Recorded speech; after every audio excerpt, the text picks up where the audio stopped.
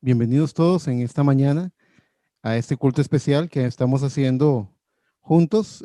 Como podrán ver en la reunión en Zoom están nuestros hermanos del Tabernáculo Bíblico, también en Facebook. Así que bienvenidos todos. Bienvenido el hermano Daniel Vado, pastor de la iglesia Tabernáculo Bíblico, su familia. Ahí veo a la hermana Andrea, ahí veo a la hermana Tami, que los bendiga. Y también a toda su congregación. Ahí vi a la hermana Michelle Brade. También vi al hermano, ahí veo al hermano diácono, ahí lo veo, Dios lo bendiga. Saludo a toda la congregación del Tabernáculo Emanuel y del Tabernáculo Bíblico. Bienvenidos todos. En esta mañana sentí en mi corazón compartir un mensaje que lleva por nombre Una rellenura del Espíritu Santo. Y para ello, quiero invitarlos a que vengamos a la palabra del Señor en el libro de Hechos, en el capítulo 2. Damos gracias por esos bellos cantos. Que Dios bendiga a nuestro hermano Orlando, que dispuso su corazón, y esa oración de nuestro hermano Leyman, que Dios los bendiga. Vamos a venir al libro de los Hechos, en el capítulo 2. Vamos a tener dos lecturas en el capítulo 2, primero del 1 al 4, y luego brincamos al verso 14 al 18. Y luego tendremos una tercera lectura en Hechos 4. Dice de la siguiente forma. Vamos a leer Hechos 2 del 1 al 4. Cuando llegó el día de Pentecostés, estaban todos unánimes juntos, y de repente vino del cielo un estruendo como de un viento recio que soplaba, el cual llenó toda la casa donde estaban sentados. Y se les aparecieron lenguas repartidas como de fuego, asentándose sobre cada uno de ellos, y fueron todos llenos del Espíritu Santo, y comenzaron a hablar en otras lenguas según el Espíritu les daba que hablasen. Ahora brincamos al verso 14 y leemos hasta de ahí hasta el verso 18.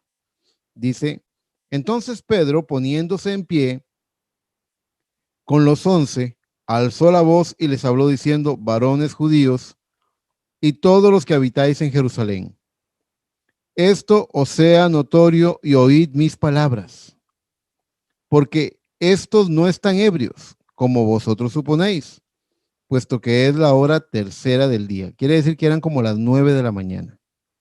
Sigue diciendo el verso 16, mas esto es lo dicho por el profeta Joel, y en los postreros días, dice Dios, derramaré de mi espíritu sobre toda carne, y vuestros hijos y vuestras hijas profetizarán, y vuestros jóvenes verán visiones, y vuestros ancianos soñarán sueños.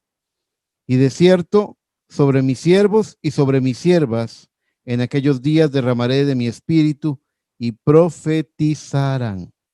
Les pido por favor que vayamos a Hechos 4, donde tendremos una tercera lectura de la palabra del Señor. En Hechos 4, verso 29 al verso 31. Dice así la palabra. Y ahora, Señor, y ahora, Señor, mira sus amenazas y concede a tus siervos que con todo de nuevo, hablen tu palabra, mientras extiendes tu mano para que se hagan sanidades y señales y prodigios mediante el nombre de tu santo Hijo Jesús. Cuando hubieron orado, el lugar en que estaban congregados tembló, y todos fueron llenos del Espíritu Santo y hablaban con denuedo la palabra de Dios. Bendito sea el nombre de nuestro Señor Jesucristo. Quisiera invitarlos a que hagamos una oración. Amado Padre Celestial, en esta hora venimos ante ti a darte la honra y la gloria, Señor. Y Padre, a pedirte tu gracia, porque sabemos, lo confesamos, que somos incompetentes, no podríamos traer, Señor, algo bueno al corazón del hombre si no fuera por tu Santo Espíritu. Estamos confiando, Señor, en el llamamiento que tú nos has hecho, que tú no te desdices de tu llamamiento. Estamos confiando, Señor, en la palabra que has revelado, en el mensaje que has traído. Estamos confiando, Señor, en las promesas que tú has dado, en un Dios que promete y un Dios que cumple.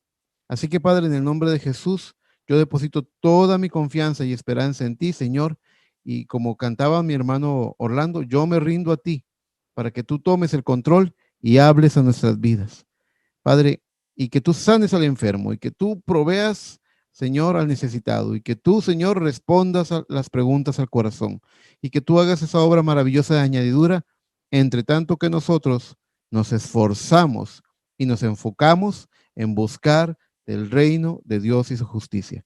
Te pido que estas cosas sean hechas en el todopoderoso nombre de Jesús. No te lo pido solamente por estas dos congregaciones que hoy se reúnen. Te pido por la iglesia de nuestro hermano Mónico, te pido por la iglesia de nuestro hermano Isidro, te pido por la iglesia de nuestro hermano Eleodoro. Padre, te pido por las iglesias en compañerismo en todo el mundo. Te pido que donde haya un hijo de Dios, tú, Señor, lo guíes a tu palabra y le hables al corazón. En el todopoderoso nombre del Señor Jesucristo. Amén y amén. Bendito sea el nombre del Señor. Mis hermanos, eh, el tema de hoy es una rellenura del Espíritu Santo. En Hechos capítulo 2, el texto que acabamos de leer, estaban aquellos 120 recibiendo el bautismo de fuego del Espíritu Santo. Eso queda evidenciado. Pero no sé si se dieron cuenta, si lograron ver ustedes que en Hechos 4, tras el arresto y liberación de Pedro y Juan, vemos que todos fueron nuevamente llenos del Espíritu Santo. ¿Notaron ustedes eso? Notaron que en Hechos 2 hubo un derramamiento del Espíritu Santo y luego la iglesia en Hechos 4 volvió a tener la experiencia, porque así lo dice el texto, y todos fueron llenos del Espíritu Santo y hablaban con denuedo la palabra de Dios. Esta comparación de textos la estoy utilizando para establecer un punto. El punto es que el bautismo del Espíritu Santo no tiene por qué ser una experiencia que ocurra una sola vez en la vida, sino que esto va a ocurrir varias veces, cada vez que la vida, cada vez que el creyente lo necesite, ahí va a estar el Espíritu Santo derramándose sobre la vida. Ya ustedes, los de la congregación del Tabernáculo Emanuel, recordarán cuando hablamos de aquella viuda que tenía solamente una vasija de aceite y que el profeta Eliseo le dijo, manda a tus hijos a que pidan prestadas muchas vasijas. Mientras haya una vasija que llenar, habrá aceite para llenarla. Los que recuerdan esa historia del Antiguo Testamento, se recordarán lo que he dicho, que mientras haya un corazón de un hijo de Dios predestinado, necesitando ese derramamiento del Espíritu Santo, va a haber Espíritu Santo para llenarlo. Creemos que Dios es fiel. ¿Cuántos confiesan la fidelidad del Señor? ¿Cuántos creen en ella? Amén. Muy bien. Entonces esto nos muestra que no se trata solo de pasar por las tres etapas de la gracia.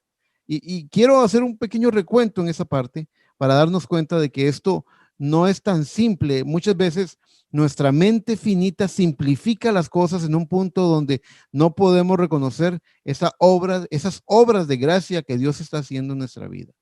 Por eso, la palabra del Señor nos dice en el libro de Mateo, en el capítulo 13, en el verso 31 al 33, dice, otra parábola les refirió diciendo, el reino de los cielos es semejante al grano de mostaza que un hombre tomó y sembró en su campo, el cual, a la verdad, es la más pequeña de todas las semillas, pero cuando ha crecido, es la mayor de las hortalizas y se hace árbol de tal manera que vienen las aves del cielo y hacen nidos en sus ramas.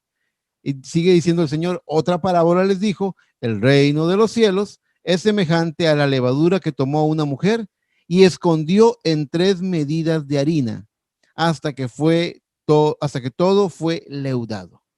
Estas dos parábolas nos están hablando del reino de los cielos. Cristo está tratando de explicarnos cómo opera el reino de los cielos. Todos recordamos cómo Cristo nos dijo en Mateo 17:20, si tuvieres fe como un grano de mostaza, le dirías a este monte, quítate y échate en el mar y sería hecho. Fe como un grano de mostaza, una semilla. ¿Cuántos saben que su fe es una semilla? Que si usted la planta en el terreno correcto, que si usted la cuida, usted va a ver un fruto de esa fe. Pues aquí encontramos que Cristo dice que el reino de los cielos es semejante a ese grano de mostaza que fue sembrado y creció y llegó a ser la más grande de todas las hortalizas hasta hacerse un árbol. El Señor comparó esa semilla de fe y dijo que así es el reino de los cielos y que al igual que ese grano llega a crecer y se hace grande como un árbol, al punto que las aves del cielo quieren posar en sus ramas. Luego lo compara con una mujer y ustedes saben lo que la mujer quiere decir, lo que tipifica a la mujer. Cuando vemos una mujer en la iglesia, esto tipifica a la iglesia y esta esconde la levadura. Esta mujer escondió la levadura en 3 medidas de harina. La mujer es la iglesia. La levadura escondida significa una doctrina escondida. La doctrina escondida de Dios es la revelación que hace leudar, crecer la harina de la palabra. Me parece que tengo anotado que es en Mateo 16:6, donde Cristo le advierte a sus discípulos y les dice: guardaos de la levadura de los fariseos y de los saduceos. Y es en el verso 12 donde la palabra de Dios nos dice: entonces entendieron que no les había dicho que se guardasen de la levadura del pan, sino de la doctrina de los fariseos y de los saduceos. Y quiero ser muy claro, no quiere decir que la levadura sea mala por sí, no quiere decir que una doctrina sea mala por sí. Puede ser mala o puede ser buena. ¿De qué se trata? Se trata de que sea la sana doctrina de la palabra de Dios. Cuando hablamos de esa levadura escondida, estamos hablando de esa revelación. La sana doctrina es la forma de entender la palabra como Dios la entiende, conforme a la revelación de la palabra. Y las 3 medidas representan las 3 etapas de gracia en las que la harina de la palabra te hace crecer.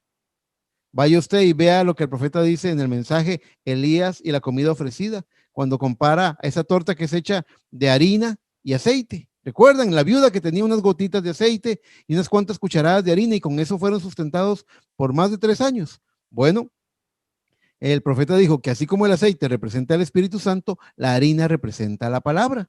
Así que hay una levadura que la iglesia verdadera, que la iglesia predestinada escondió en esas 3 medidas de harina. Y la levadura lo que hace es que empieza a hacer crecer.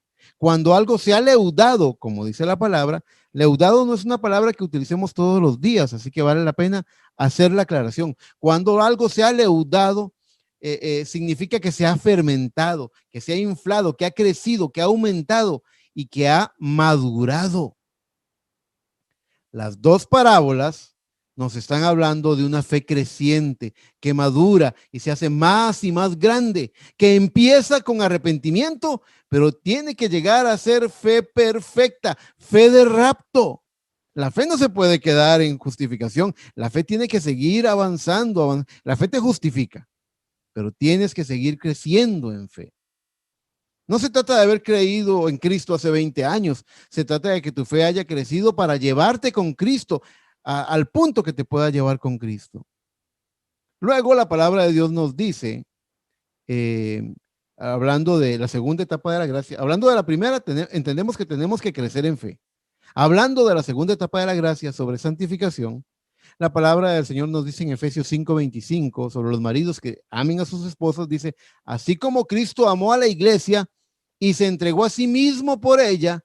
¿Para qué? ¿Para qué se entregó a sí mismo por ella? Vea, dice: para santificarla, habiéndola purificado en el lavamiento del agua por la palabra. Algunas versiones antiguas dicen en el lavacro del agua por la palabra. La palabra del Señor nos dice también en San Juan 15:3. Cristo le dijo a sus discípulos y nos dice a nosotros: y vosotros estáis limpios por la palabra que os he hablado. Cuando el hermano Daniel les habla la palabra, hermanos del tabernáculo bíblico, esa palabra que ustedes están oyendo tiene un efecto purificador, limpia nuestras conciencias, limpia nuestras almas, ordena nuestras vidas. Vosotros ya estáis limpios por la palabra que os he hablado. Finalmente, Apocalipsis 22:11 nos dice: y el que es santo, santifíquese todavía. ¿De qué nos está hablando eso? De que no es algo que me santificó allá en el pasado, sino es algo que sigue avanzando conforme pasa el tiempo. Por eso es que 2 Corintios, en el capítulo 7, en el verso 1, dice: así que, amados, puesto que tenemos tales promesas, Limpiémonos de toda contaminación de carne y de espíritu. Hay contaminaciones que son en la carne y hay contaminaciones que son en el espíritu. Mucho cuidado. Dice, perfeccionando la santidad en el temor de Dios. Entonces, cuando algo, cuando la Biblia dice perfeccionando la santidad, queda entendido que no se trata de cierta santidad elemental, básica, sino que usted va avanzando en la santidad de Dios. Usted va creciendo en la santidad de Dios también.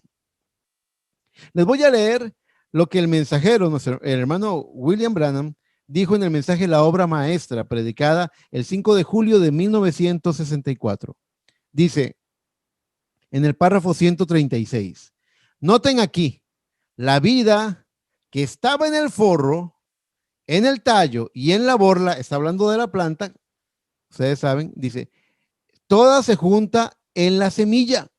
Y la vida que estaba en el tallo fue, dice, una fue para hacer la otra. La justificación abrió camino para la santificación. La santificación abrió camino para el bautismo del Espíritu Santo. Y el bautismo del Espíritu Santo abrió camino para el mismo Espíritu Santo para bajar en perfección. De nuevo, a la palabra para manifestarse. ¿Se dan cuenta? Estamos hablando de una fe creciente, una fe que crece, una santificación que va hacia perfección y una constante rellenura del Espíritu Santo. Estas no son cosas estáticas, no fueron cosas que pasaron hace muchos años. Yo les he dicho, si vamos de gloria en gloria y de victoria en victoria, si la vida del justo es como la luz de la aurora que va en aumento hasta que el día es perfecto, ustedes me han escuchado hacer esa comparación. Quiere decir que aún cuando usted se arrepintió, usted tiene que seguir creciendo en arrepentimiento. Alguien va a decir, no entiendo, hermano. Las personas que no entienden es porque piensan que el arrepentimiento es sencillamente me sentí mal por haber pecado. No, arrepentimiento es una palabra que en el griego de la Biblia significa cambio de mente, cambio de opinión, cambio de parecer. Cambiamos de opinión constantemente. La opinión de Eric hoy debe ser mejor que la de ayer, pero la de mañana, si Eric sigue avanzando en entendimiento, la opinión de Eric debe mejorar mañana y pasado mañana. No podemos estancarnos, tenemos que seguir adelante avanzando. Un cambio de opinión. ¿A cuál opinión? A la opinión de Dios, el único que tiene una opinión correcta de las cosas. Vamos creciendo, nuestra opinión debe ir aumentando, nuestro entendimiento debe ir mejorando. Vamos en aumento hasta que la vida del justo es como la luz de la aurora, que va en aumento hasta que el día es perfecto. ¿Ustedes saben a qué se refiere la Biblia cuando dice cuando el día es perfecto? Cuando el día llega a su plenitud, es cuando el astro rey, el sol, se encuentra en el cenit, se encuentra en la cúspide de la esfera, de aquí del cielo. Y ustedes han notado lo que ocurre cuando el sol se encuentra en la parte más alta del cielo. Las sombras desaparecen. Vea, clave una estaca en la tierra y vea cómo el sol desde el este proyecta su luz y hace que hay una sombra que se proyecte hacia el oeste.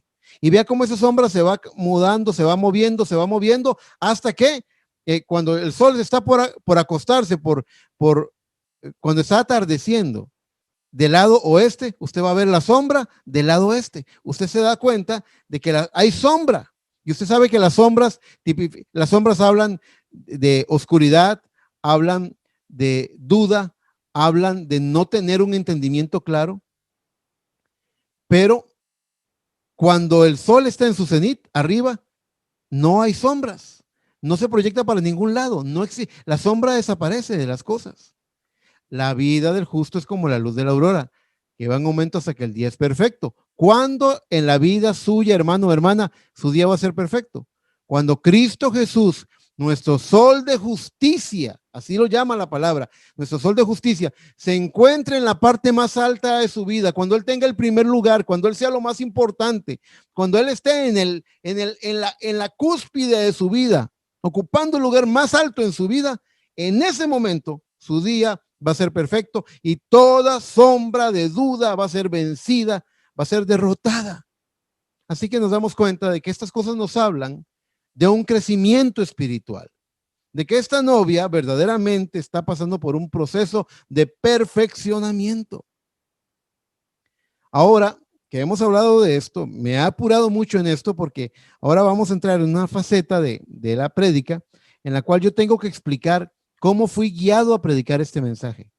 Esto que estoy hablando hoy, ¿por qué?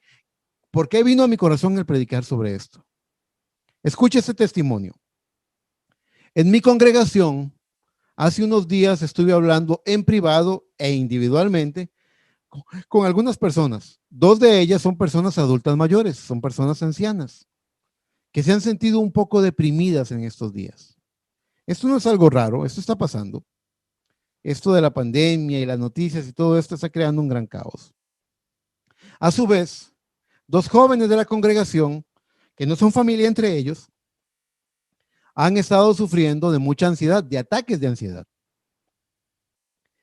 Y yo sé que el escenario mundial tiene este mundo de cabeza y que mucha gente está sufriendo de los nervios y mucha gente está con insomnio y cosas como esas. Pero al hablar con las personas adultas mayores, miembros de mi congregación, eh, yo veo que están manejando bien las cosas. Cuando hablé con una de estas personas jóvenes, me di cuenta, y hablé con los familiares de la otra persona joven, me di cuenta de que parecen estar manejando bien sus situaciones de vida, que no hay nada extremadamente alarmante de qué preocuparse. No veo una causa natural para esto. Entonces me fui a orar por los cuatro, por los dos ancianos y los dos jóvenes. Y, y algo vino a mi corazón que he predicado en otras ocasiones, pero que hoy quiero profundizar. Sentimientos de tristeza, depresión o nostalgia apuntan a que estás mirando hacia el pasado, a la vida pasada. Y tiene sentido ser un adulto mayor y ver hacia atrás y recordar aquellos años, aquellos días. Tiene sentido. Y es comprensible que el frustrante encierro y una lenta, aunque paulatina pérdida de autonomía, nos estén llevando a sentirnos así. Tiene sentido. O bien, el oscuro escenario que estamos viendo en la economía nacional y mundial, y la crisis y el caos, y pueden presionar, por ejemplo, a un joven sobre su futuro. ¿Qué voy a estudiar? ¿En qué voy a trabajar? ¿Cómo voy a vivir? ¿Qué voy a hacer? Estas cosas no son ajenas a la vida del joven. Entonces, podemos sentir una nostálgica tristeza cuando vemos hacia atrás o podemos experimentar ansiedad cuando el panorama futuro es incierto. Creo que son cosas que son hasta cierto punto comprensibles. De hecho, hay estudiosos que encuentran en el libro de Eclesiastés, en el capítulo 12, una muy sabia enseñanza tanto para el joven como para el anciano. Y en pocas ocasiones tendría la oportunidad de abordarlo y lo vamos a abordar hoy para la instrucción del pueblo del Señor. En Eclesiastés capítulo 12, verso 1, la palabra del Señor dice: acuérdate de tu Creador en los días de tu juventud, antes que vengan los días malos y lleguen los años de los cuales digas, no tengo en ellos contentamiento. Usted puede leer todo el capítulo 12, pero yo voy a brincar al verso 5, del verso 5 al 8, donde dice: cuando también temerán de lo que es alto, y habrá terrores en el camino, y florecerán el almendro, y la langosta será una carga, y se perderá el apetito, porque el hombre va a su morada eterna, y los endechadores andarán alrededor por las calles. Antes que la cadena de plata se quiebre, y se rompa el cuenco de oro, y el cántaro se quiebre junto a la fuente, y la rueda sea rota sobre el pozo. Y el polvo vuelva a la tierra como era, y el espíritu vuelva a Dios que lo dio. Vanidad de vanidades, dijo el predicador, todo es vanidad. Esta lectura, mis hermanos, tiene varios elementos que deberíamos revisar por un momento. Cuando se habla de la cadena de plata, los estudiosos que han tratado de entender de qué estaba hablando Salomón han llegado a la conclusión de que la cadena de plata significa la cordura, la razón. El cuenco de oro, un cuenco, ustedes saben, es algo que sirve para contener algo. Lo han tipificado con lo que es la mente, el cerebro. Y la palabra de Dios dice: acuérdate de Dios en tu juventud, es decir, aprovecha tu juventud para servirle a Él. Hace 8 días que estaba el hermano Alexander Calderón dando su testimonio, le recomendaba a los jóvenes, aprovechen su juventud en servir a Cristo. Ese es un buen consejo. Y cuando eh, estás envejeciendo, cuando estés envejeciendo, que tengas la absoluta confianza de cuál va a ser tu destino eterno, que tengas esa confianza, ese descanso, para dónde vas. Hay una parte en esta lectura, póngale mucha atención, hay una parte en esta lectura que dice, y se perderá el apetito. Y esto me recuerda a un personaje de la Biblia de las que muy pocas veces tenemos oportunidad de hablar, y es de Barzillai. Levánteme la mano. ¿Alguien ha escuchado hablar de Barzillai? Ah, bueno, veo que el hermano diácono sí ha escuchado de Barzillai. Barzillai era un aliado de David. Segunda de Samuel, capítulo 19, en el verso 32, nos cuenta una parte del relato de Barzillai. Dice, era Barzillai muy anciano, de 80 años, y él había dado provisiones al rey cuando estaba en Mahanaim, porque era hombre muy rico. Y el rey dijo a Barzillai, pasa conmigo y yo te sustentaré conmigo en Jerusalén. Voy a hacer un alto aquí para que entiendan ese pasa conmigo. Barzillai le dio suministros al rey cuando David tuvo que salir corriendo de Jerusalén porque su hijo Absalón le había dado un golpe de estado. En ese contexto, cuando David sale corriendo, son parte de los aliados que ayudan a David a volver al poder, es Barzillai. Lo apoya con suministros, lo provee de las cosas que sus hombres necesitan. Así que Barzillai estuvo ahí para ayudar al rey cuando lo necesitaba. Y ahora David, agradecido en su corazón, le dice, Barzillai, vente conmigo para Jerusalén. Le estaba invitando a ser parte de la corte real. Le estaba invitando a comer de la mesa del rey. Le estaba invitando a quedarse en su casa. Le estaba diciendo, vente conmigo, Barzillai, que conmigo no te va a faltar nada. Vas a comer de la comida del rey. Ustedes saben, eso es algo muy bueno. Sigue diciendo el verso 34. Mas Barzillai dijo al rey, ¿cuántos años? Ponga atención a lo que dijo Barzillai. Y quiero que usted le haga una especie de examen clínico. Abra sus ojos y examine las palabras de Barzillai. Dijo, mas Barzillai dijo al rey, ¿cuántos años más habré de vivir para que yo suba con el rey a Jerusalén? De edad de 80 años hoy este día. ¿Podré distinguir entre lo que es agradable y lo que no es? ¿Tomará gusto ahora tu siervo en lo que coma o beba? ¿Oiré más la voz de los cantores y de las cantoras? ¿Para qué, pues, ha de ser tu siervo una carga para mi señor, el rey? ¿Cómo sienten ustedes a Barzillai? Sí, él está sintiendo esa parte cuando vengan los años en los que digas, no tengo contentamiento en ellos. Donde la pérdida de autonomía se va sufriendo y se sufre como un duelo en el corazón.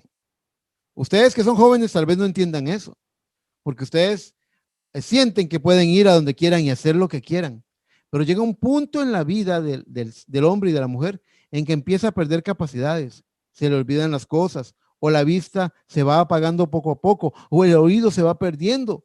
Las capacidades, antes uno agarraba un autobús o un taxi y se iba para cualquier parte, ahora no, ahora esas capacidades se van perdiendo. Esa pérdida de autonomía representa un duelo en el corazón de la persona. ¿Están entendiendo lo que trato de decirles? Muy bien, veo sus manos levantadas, veo que están entendiendo. Así que es muy razonable sobre estas 4 personas de mi iglesia, 2 ancianos con un poquito de depresión, 2 jóvenes con un poco de ansiedad, y sin embargo, en mi tiempo de oración, yo fui guiado a que hay algo más todavía, que existe. ¿Sabían ustedes que existe otro lugar en la Biblia donde Dios también le habla tanto al anciano como al joven? Y lo leímos hoy. Cuando leímos el libro de los Hechos en el capítulo 2, al ver los versos 16 al 17, leímos que Pedro le dice al pueblo, mas esto es lo dicho por el profeta Joel, y en los postreros días, dice Dios, derramaré de mi espíritu sobre toda carne, y vuestros hijos y vuestras hijas profetizarán. Y mucho ojo, oigan esto, vuestros jóvenes verán visiones, y vuestros ancianos soñarán sueños. Este pasaje de Joel, del que está hablando Pedro, fue una respuesta a mi corazón. Yo estaba diciendo, ¿por qué estos ancianos están deprimidos? ¿Por qué estos jóvenes están sufriendo de ansiedad? Y entonces vino a mi corazón la palabra que dice, vuestros jóvenes verán visiones y vuestros ancianos soñarán sueños. Fíjese que una visión nos habla generalmente de cosas que están en el futuro y normalmente usted sueña, aún en los temas naturales, como la visión de una persona para hacer una empresa, para formar un negocio, es una visión que tiene que ver con el futuro, algo que se está desarrollando hacia el futuro. Y normalmente usted sueña cosas relacionadas con lo que ha vivido, que están en el pasado, en su memoria. Casi siempre es así. Así que vemos ancianos viendo hacia el pasado y jóvenes viendo hacia el futuro. Sueños y visiones, pero esta vez por causa de un derramamiento del Espíritu Santo. Yo quiero agregar a este sentir de esas 4 personas de la congregación, yo quiero agregar el elemento sobrenatural. ¿Saben por qué? Porque todos nosotros somos cuerpo, somos alma y somos espíritu, como lo predicó el hermano Leyman el domingo pasado. Todos nosotros somos cuerpo, alma y espíritu. Eso compone todo nuestro ser. Dice la palabra de Dios en uno de los libros de a los tesalonicenses, dice, y el mismo Señor os santifique por completo, espíritu, alma y cuerpo. Todo nuestro ser está conformado por esas 3 cosas. Y es muy probable de que cosas en el plano físico, cuando usted está enfermo físicamente, tienen una repercusión en el espíritu, hablando del ánimo, hablando de cosas por el estilo. Es muy normal de que cosas a nivel espiritual también tengan una repercusión en lo físico. Estas son cosas que están interconectadas entre sí. Por ejemplo, sabemos y lo creemos, cuando el profeta habla de que la Virgen María, el Espíritu Santo le hizo sombra y ella no tuvo ninguna sensación en la carne, no tuvo ninguna sensación humana, creemos que usted puede recibir el Espíritu Santo sin sensación, que no es como usted se sienta, no es porque se le pusieron los pelos de punta, no es porque usted sintió una gran emoción y lloró, la evidencia de que usted tiene el Espíritu Santo, pero entendemos que somos seres emocionales y que como seres emocionales que somos, no podemos desconectar las emociones que hay en nuestra alma, de las cosas que ocurren en el espíritu, de lo que ocurre en el cuerpo. Estamos conectados, las 3 cosas están vinculadas. Entonces, hablando de eso, quiero meter el elemento sobrenatural. Quiero decirles lo que el profeta dice. Quiero que oigan les voy a leer una cita del mensaje ¿Qué haré de Jesús? Llamado el Cristo, predicado por el profeta de Dios el 24 de noviembre de 1963. Voy a leerles 2 párrafos, el párrafo 115 y el párrafo 116. Oiga lo que dice el profeta. Dice, también permítanme decir algo. Este tiempo de unión, al ver iglesias uniéndose, casualmente hoy estamos juntos, naciones uniéndose, es también un tiempo de unión entre Dios y su novia. Y yo digo esto con reverencia y respeto. Yo creo que la novia de Cristo ya está llamada. Yo creo que ella está sellada en el reino de Dios. Yo creo que ya existe la mecánica. Ellos están esperando por la dinámica que la sacará de la tierra hacia la gloria en el rapto. Yo lo creo con todo mi corazón. Sí, Señor, dice el profeta. Sigue diciendo, no sabemos cómo lo va a hacer, pero Él lo hará. Él es la dinámica. Oiga, Él es la dinámica. Nosotros simplemente nos volvemos miembros de la mecánica de su cuerpo, formándonos a su imagen.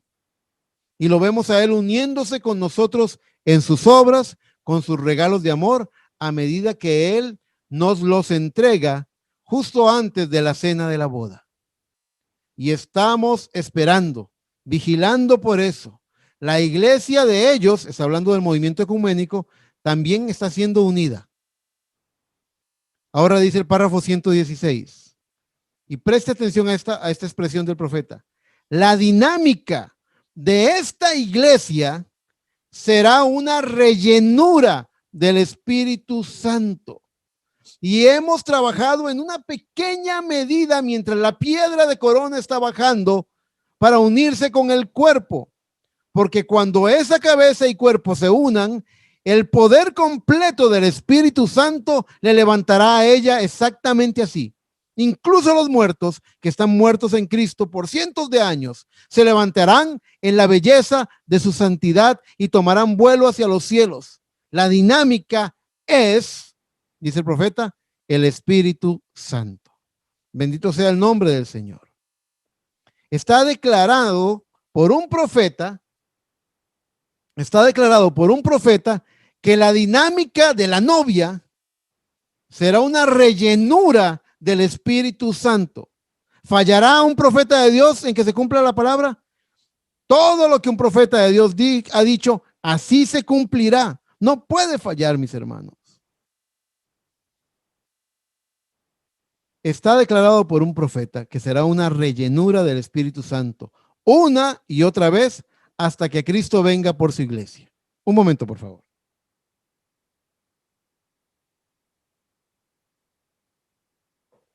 Gracias. Ahora vamos a meternos en experiencias. Decía Pablo, vendré a las visiones, vendré a las experiencias.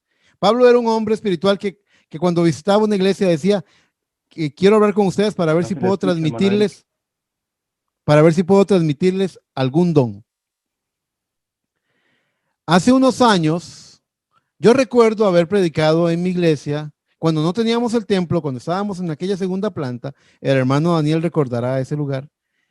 Cuando estábamos ahí, recuerdo haber predicado el mensaje, Cristo es el misterio de Dios revelado. Y recuerdo haber dicho, mis hermanos, que Dios no solo quiere que usted se parezca a Cristo, sino que Él quiere que usted sea Cristo. Ahora voy a explicarme. Cristo significa el ungido.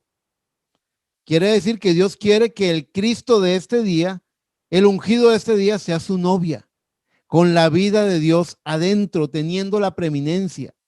Dios teniendo la preeminencia en su iglesia. Cuando yo prediqué sobre eso, estaba hablando del segundo propósito. Ustedes recordarán que el profeta habla del triple propósito de Dios. Eso es lo que explica el profeta en el mensaje Cristo, el misterio de Dios revelado. Dice que era Dios que tenía el propósito de revelarse al hombre, que Dios tenía el propósito de tener la preeminencia en su iglesia y Dios tenía el propósito de restaurar el reino. Ese es el triple propósito de Dios. Enfocándonos en el segundo propósito de que Cristo tenga la preeminencia en la iglesia, es donde por inspiración, yo predicando dije, Dios no quiere que usted se parezca a Cristo, Dios quiere que usted sea Cristo. Dije eso, terminó el mensaje. Horas después, en mi casa, normalmente los domingos en la tarde, si usted me visita, me va a encontrar en pijamas, porque me gusta, es un tiempo en el cual yo voy y me descanso un rato después de haber predicado. Pues estoy en el comedor de mi casa, en pijamas, y me siento a la mesa y me pongo a examinar, hermanos, lo que dije. ¿Por qué dije eso? Porque fue un momento inspirado, pero entonces me puse a darle vueltas a eso. Dios no quiere que usted se parezca, Dios quiere que usted sea. Y algo se abrió en ese momento, algo aconteció, mis hermanos. Algo vino y aconteció.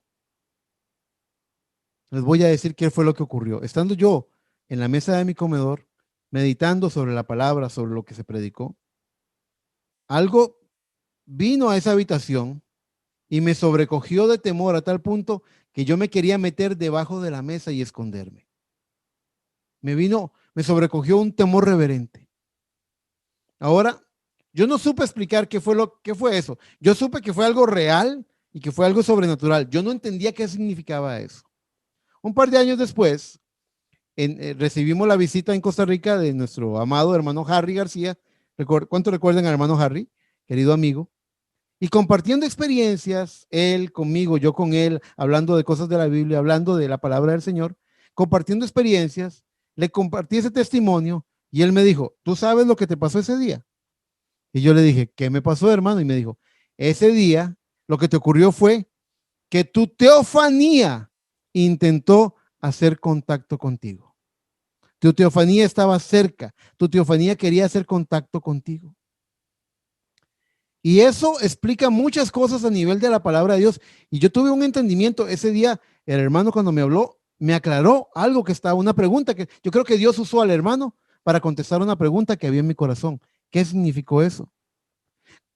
Cuando yo estuve estudiando en el mensaje, buscando, y lo más parecido a lo que experimenté yo ese día, se parece a lo que el profeta testifica, que en una ocasión estudiando la palabra de Dios, él entró en una inspiración. No sé cuánto lo han leído, pero el profeta dice que él se encerró en el armario, que se encerró en el closet, y que temblando dijo: oh Señor, te doy gracias porque hubo un hombre en esa tierra como José. Y ese día Dios le habla al profeta y le dice: tú tendrás un hijo y lo llamarás José. ¿Cuántos han oído ese testimonio? Es algo que cuenta el profeta en su vida.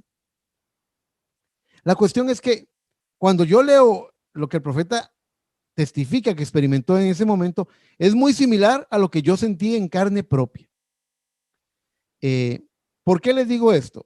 Porque pareciera como que me estoy desviando del tema, pero no es así.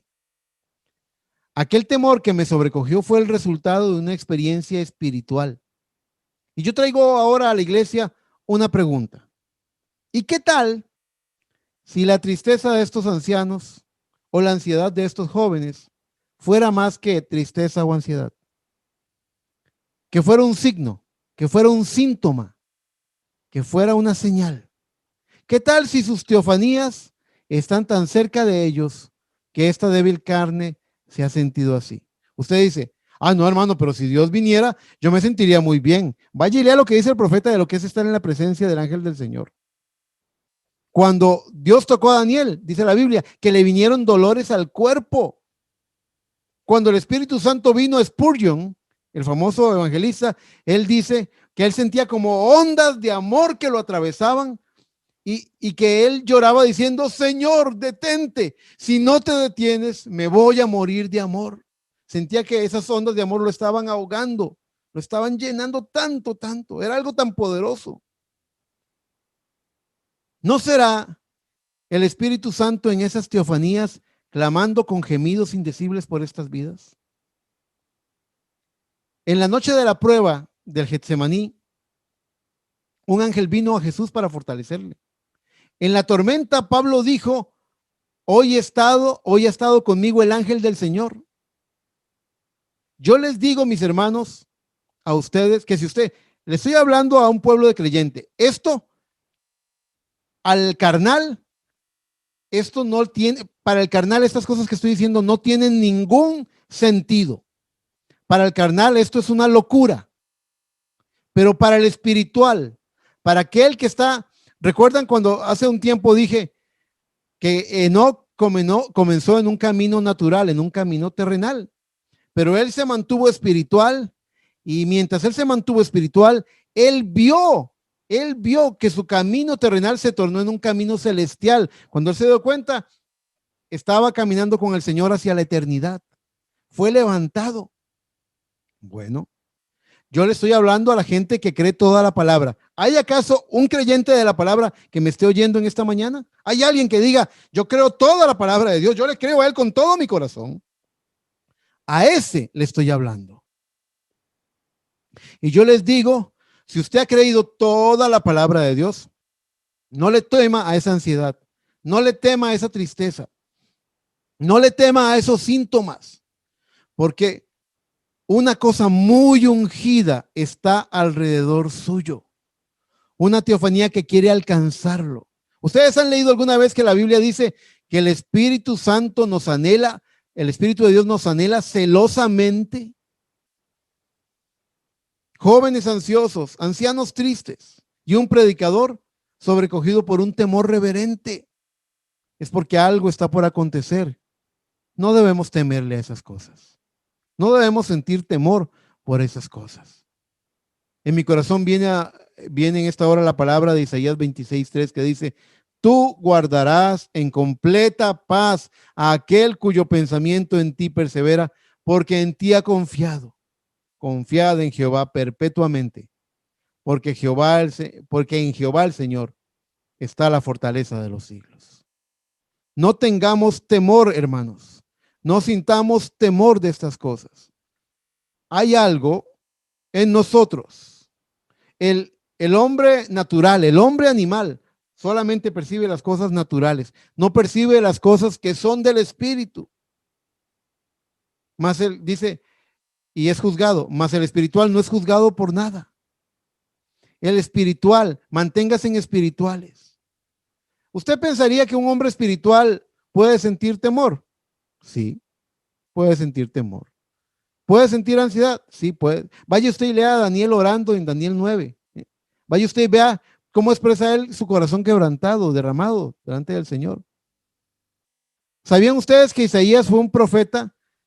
¿Desde cuándo fue llamado a ser profeta?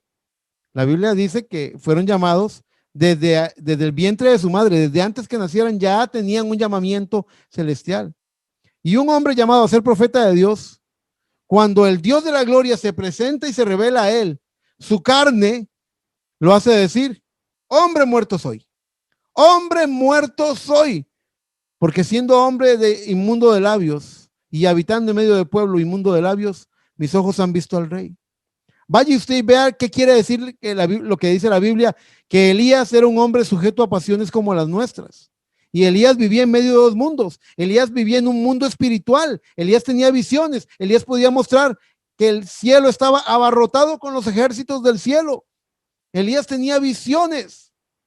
Vivía en un mundo espiritual, pero su carne también sufría. Elías era un hombre que pudo hacer descender fuego del cielo para mostrar cuál es el Dios verdadero, y luego su carne lo llevó a correr por el desierto y llegar hasta un encinar donde le dijo a Dios, debajo de un enebro le dijo, Señor, ¿por qué no mejor me matas?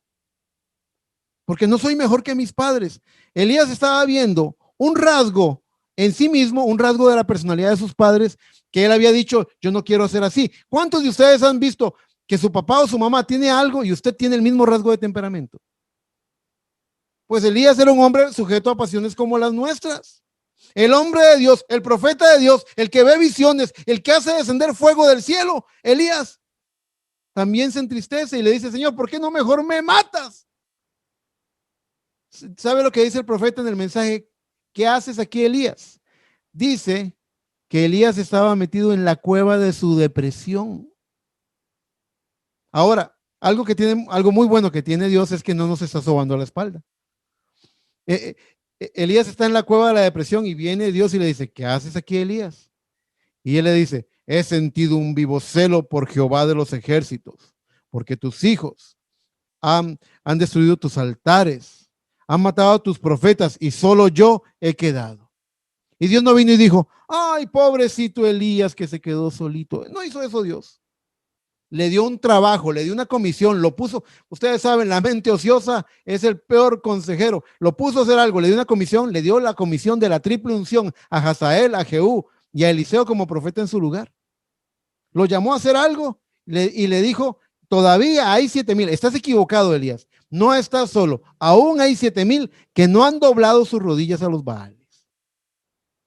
El punto del que estoy tratando de establecer es que usted puede ser una persona muy espiritual y aún tener efectos adversos en su carne. Pablo llamó esta carne, lo llamó el cuerpo de la humillación nuestra. Pablo dijo, Cristo dijo, el espíritu a la verdad está dispuesto, mas la carne es débil. Esta carne se duele. Esta carne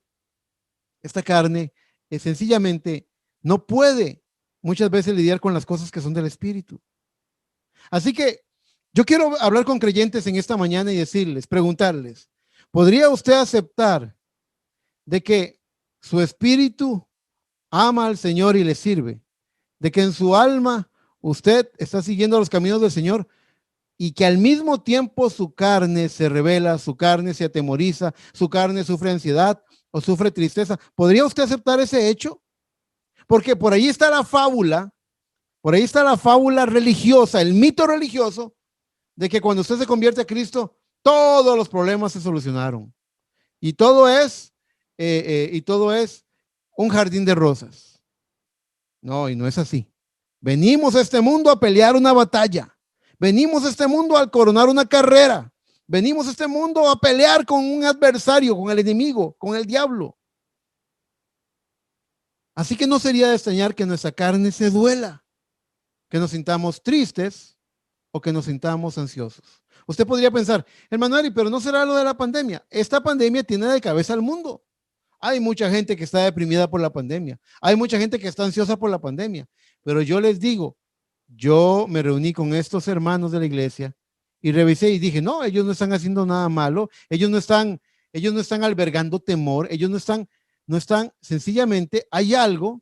Y entonces en oración Dios me guía al plano espiritual, porque somos seres espirituales. Y me llevó a pensar en esta experiencia que yo tuve. Alguien podría pensar en una forma mal pensada. Si el hermano Eric sintió un temor, es que podrían decir, el que la debe la teme. Pero no tenía que ver con ningún acto pecaminoso. Lo que vino porque lo que yo sentí en esa habitación era algo tan poderoso, tan sobrecogedor. Y luego vi que el profeta experimentó cosas así. Y luego nuestro buen amigo hermano Harry me dio una luz y me dijo, hermano, eso fue que tu teofanía quiso entrar en contacto contigo. Ustedes saben lo que es el rapto. El rapto de la iglesia, para los que están vivos, sencillamente es teofanía cayendo sobre ellos, transformando sus cuerpos mortales en cuerpos eternos, en un abrir y cerrar de ojos, en un parpadeo. Eso es el rapto. El rapto es el poder de Dios, el poder vivificador de Dios cubriéndonos y haciendo que lo mortal sea absorbido por lo inmortal.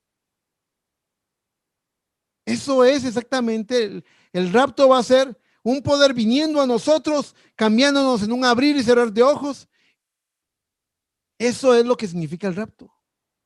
Así que estoy hablando del preámbulo del rapto. Estoy hablando de cosas que el pueblo del Señor puede experimentar. Ya en otras ocasiones hemos hablado del tercer jalón, hemos hablado de que usted en fe hablará cosas y testificamos, y yo los invito a que ustedes tengan una fe aventurera, una fe osada, una fe valiente, para que ustedes prueben si Dios, si Jesucristo es el mismo de hoy y de por todos los siglos, que ustedes lo comprueben. Pero no solamente van a venir, que yo oré por ese enfermo y sanó, que yo oré por ese muerto y resucitó. No solamente va a venir de esa forma, también en el plano carnal, esta carne que se duele, esta carne, como la carne de Elías. Alguien podría decir, ¿y cómo es posible que Elías se desanimara? ¿Y cómo es posible que Elías se deprimiera y que le huyera a Jezabel?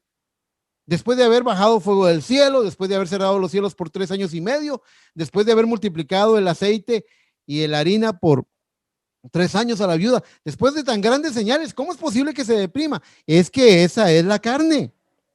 Recuerden, hermanos, Cristo lo dijo, lo que es nacido de la carne, carne es. No dice que deja de ser carne, sigue siendo carne. Y lo que es nacido del espíritu, espíritu es.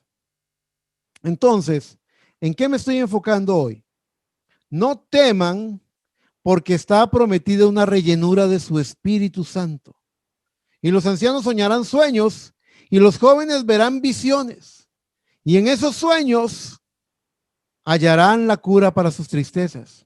Y en esas visiones estará la cura para su ansiedad. Porque Cristo sigue siendo la respuesta. Porque Él sigue siendo nuestro refugio. Porque Él sigue siendo nuestro consuelo, hermanos.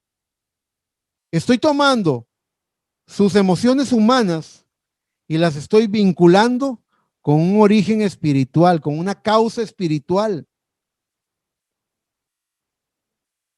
Las teofanías de Dios, así como sabemos que nuestra batalla no es contra carne y sangre, sino contra principados, contra huestes espirituales de maldad en las regiones celestes.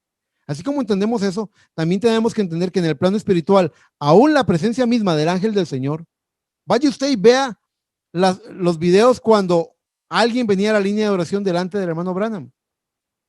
No era algo bonito. Ellos decían que se estremecían, la presencia de Dios los hacía estremecerse. pero lo que se estremece es la carne, porque el espíritu se goza. El espíritu se goza en las verdades sobrenaturales de Dios. Así que yo quiero que ustedes mantengan una mente espiritual, porque podríamos caer allá en el mundo. La mente carnal va a ocupar de un psiquiatra, o va a ocupar de una pastilla, o va a ocupar de algo para poder lidiar con esta cosa a nivel físico. Pero ustedes también tienen recursos espirituales. Oigan, ustedes son dueños de promesas, y mi trabajo como pastor es mostrarles aquellas cosas a las que ustedes tienen derecho como herederos. Ahí estoy viendo a mi hermano Leyman y a mi hermano Orlando. Mi hermano Leyman tiene un precioso niño llamado Ian. Ian es el heredero del hermano Leyman y de la hermana Maribel. El patrimonio que ellos están construyendo, si Dios tarda y ellos partieran con el Señor, sería algo que le quedaría a su hijo. ¿Importaría si su hijo se lo quiere comer en confites o quiere cuidar mucho el dinero y el patrimonio? No importaría, sigue siendo suyo. Importaría que sea que haya llegado a ser un hombre de bien, o que sea un hombre que esté haciendo cosas malas. No importaría, por derecho de nacimiento sigue siendo suyo. El punto que estoy estableciendo es que usted, como hijo de Dios, es dueño de una promesa por herencia, y lo que usted tiene, a lo que usted tiene derecho por herencia, es algo que no puede ser cuestionado, no le puede ser quitado, le pertenece. El diablo puede decir un montón de cosas. El diablo puede hablar un montón de tonterías, un montón de acusaciones. El diablo va a tratar de enredarlo. Usted, como hijo de Dios, tiene derecho a la promesa. Es heredero de la promesa del testamento que fue firmado con sangre en la cruz del Calvario por nuestro Señor Jesucristo. Y como dueño, entonces, quiero que entiendan, allá en el mundo, ¿hay gente sufriendo ansiedad? Sí. ¿Hay jóvenes ansiosos en el mundo? Sí. ¿Y hay jóvenes ansiosos en la iglesia? Sí. Pero hay un recurso adicional para el joven de la iglesia, para el joven creyente, para el que forma parte de la novia. Hay algo adicional. Hay una conexión espiritual. Por eso quise traerles este pensamiento. ¿Qué tal si esta ansiedad o esta tristeza sencillamente es la de un hijo de Dios que necesita ver cumplida la promesa de Joel 2 en su vida? Que venga la visión que sane su ansiedad, porque ya recibió de Dios una visión. Que venga el sueño que cure su tristeza, porque ya recibió de Dios un sueño. No es lo mismo tener un sueño natural, un sueño como hombre natural, que un sueño de Dios. Los sueños de Dios son respuestas, hablan, aconsejan, dan paz, brindan consejo. Así que, mis hermanos, en esta mañana, el tema a plantearse es que la solución para nuestras ansiedades, nuestras tristezas, que son razonables, que son comprensibles, nadie te señala por eso. El mismo pastor les está diciendo que él sintió un temor que lo sobrecogió. Es esta carne, el cuerpo de la humillación nuestra, que sabe que esta vanidad está contada y que un día vamos a ser revestidos de eternidad. Se aproxima un poder, se aproxima una rellenura del Espíritu Santo, y no para irnos en el rapto, sino que esa rellenura viene y nos llena y nos rellena una y otra vez. La factura lo contempló ese pago. Dios no murió, Cristo no murió en la cruz del Calvario para que usted un día alcanzara el bautismo del Espíritu Santo. Tal vez en sus, por ejemplo, yo tenía 26 años cuando tuve la experiencia del bautismo del Espíritu Santo. Entonces ya la recibió, y no, fíjese que yo les testifico que unas 5 ocasiones en mi vida yo he experimentado esa misma poderosa experiencia. Entonces, ¿por qué les digo esto? Porque voy a poner un mal ejemplo. Algunas veces usted va a un restaurante y paga una factura por comida, compra un combo, y resulta que cuando usted se termina la bebida, usted se da cuenta que como usted tiene la factura, usted va a la caja y dice, quiero un refill, y le llenan otra vez el vaso. Y durante cierta cantidad de tiempo, usted tiene garantizado un refill en su vaso, porque usted tiene la factura que demuestra que se pagó ese servicio. Usted tiene una factura que fue emitida en el Calvario, donde Cristo derramó su sangre para salvación suya. Y esa factura garantiza no solo que Él lo va a justificar por fe, no solamente que lo va a santificar, no solamente que lo va a bautizar con el bautismo de fuego del Espíritu Santo, pero cada vez que su carne, su alma y su espíritu necesiten, usted obtendrá un refil, una rellenura del bautismo del Espíritu Santo. Y usted tiene derecho, si ha creído toda la palabra. Escúcheme, yo daré cuentas al Señor por esta palabra que estoy predicando. Y tengo que estar seguro de que estoy diciéndole la verdad. Usted tiene derecho como hijo o como hija de Dios de recibir ese refil, de recibir esa rellenura una y otra y otra y otra vez. No se conforme con menos. Sería una locura no disponer de eso. Finalmente, mi invitación es a que no sea egoísta. No basta decir, podemos decir los que hemos conocido de ese derramamiento del Espíritu Santo, como dijo David, mi copa está rebosando. Pero no solamente que rebose, que se rebalse esa copa, que se derrame y llegue y empape al que está a su lado. Que la gente que va concentrada con usted en el bus diga, hay algo diferente en esta hermana, hay algo diferente en este hermano. Y que usted pueda compartir lo que usted ha recibido. De gracia recibiste, de gracia dad. Que usted se derrame como Cristo se derramó en el Calvario, se rebalsó en el Calvario para bendición de todos nosotros. Espero que este consejo les ayude. Sepan que un profeta enviado por Dios para predicar un mensaje del tiempo del fin, para preparar a la novia para la segunda venida de Cristo, pronunció esta palabra y dijo que la dinámica en la iglesia sería una rellenura del Espíritu Santo. Y eso no puede fallar. El mundo está hecho un caos, el mundo está de cabeza, el mundo se está partiendo en pedazos, se está cayendo en pedazos, pero su novia, dueña de promesas, debe ir de gloria en gloria. Así que tome sus ansiedades y llévelas a Cristo. Y diga, Señor, a mí lo que me tiene ansioso es que lo que ocupo es una buena dosis. El pastor predicó y dijo que lo que yo ocupo es una buena receta de Joel capítulo 2, verso 14, y los jóvenes verán visiones. Lo que ocupo es una buena dosis del derramamiento del Espíritu Santo para que este cuerpo anciano sepa en un sueño de Dios la respuesta, que no estamos solos, que el ángel del Señor está con nosotros, que Él nos anhela celosamente, que sus teofanías están tan cerca, que hay una membrana tan delgada. Yo tengo dos hijas, pero la menor cuando estaba en el vientre de su mamá, era una niña que se movía mucho en el vientre. Estiraba la pierna y se veía la huella de la planta del pie. Y yo me asombraba, yo me asustaba, yo decía, uy, y ella estiraba la planta del pie y yo con mi mano tocaba el vientre de su mamá, casi que podía tocar el pie, estaba tocando el piecito de ella. Había una membrana tan delgada que nos separaba. Y en el tiempo de la vida, la niña vino y agarré ese piecito que antes podía ver solamente impreso en la piel de mi esposa. Así de cerca está la teofanía de nosotros.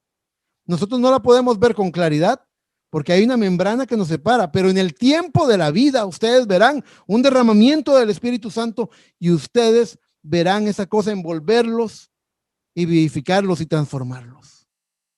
Hay algo muy sobrenatural alrededor, hay una cosa muy ungida alrededor de su novia.